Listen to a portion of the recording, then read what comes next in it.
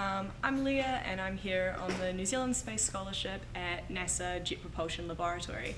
And today I'm here with my mentor and we're going to be talking with you a little bit about the project that I'm working on here and my experience so far. So would you like to introduce yourself? Sure. My name is Anjali Tripathi. I am a scientist, an astrophysicist by training who has the title of being NASA's Exoplanet Exploration Program Science Ambassador, which encapsulates the work that I do on exoplanets of designing new missions, as well as spreading outreach and joy for the subject, because there's a lot to do, and as you'll see in our work with Leah, there's always room for more people to get involved. So could you maybe talk a little bit about how you got here at JPL and sort of what motivates you to work on exoplanets? I'm really excited to have Leah here as my intern because I actually started at JPL as an intern back in 2004 and 2005. So back in the day, I was working on the Mars rovers Spirit and Opportunity, just when they were getting to Mars for the first time that we were doing this whole era of rovers regularly on the surface. And I left and came back, almost 20 years later. And I don't think I expected that at the time. So first of all, we hope you'll come back, Leah. But also, I think it speaks a lot to the value of internships and educational opportunities, because here at JPL, we really want people to have all kinds of experiences. Like, we're here in our auditorium where we have this amazing model of the Cassini mission, which went to Saturn. And while I don't study Saturn, I study planets outside of the solar system, Leah and all of the other Kiwi interns here are learning all about Mars and the other places that we explore. So I think the path to JPL starts with an internship in a lot of cases, but also continues through a lot of work in academic astronomy, the various sciences and engineering. And I think it's worth saying one other thing, which is that Leah knows I have sort of a weird job here at JPL. I used to help manage our government relations office, and I used to work in the White House.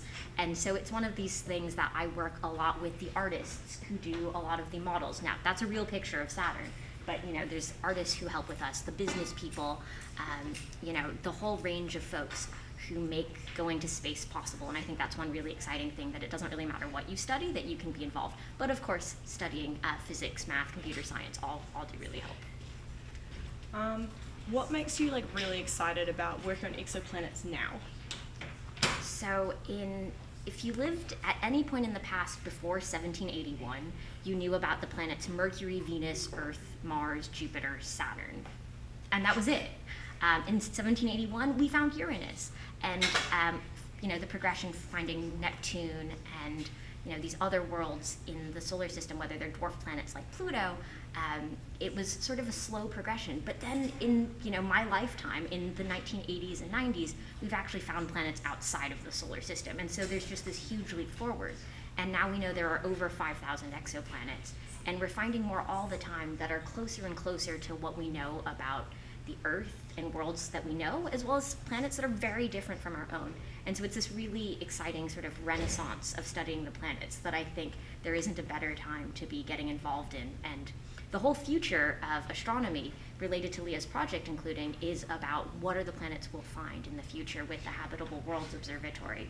And so the future of astronomy is largely focused around exoplanets.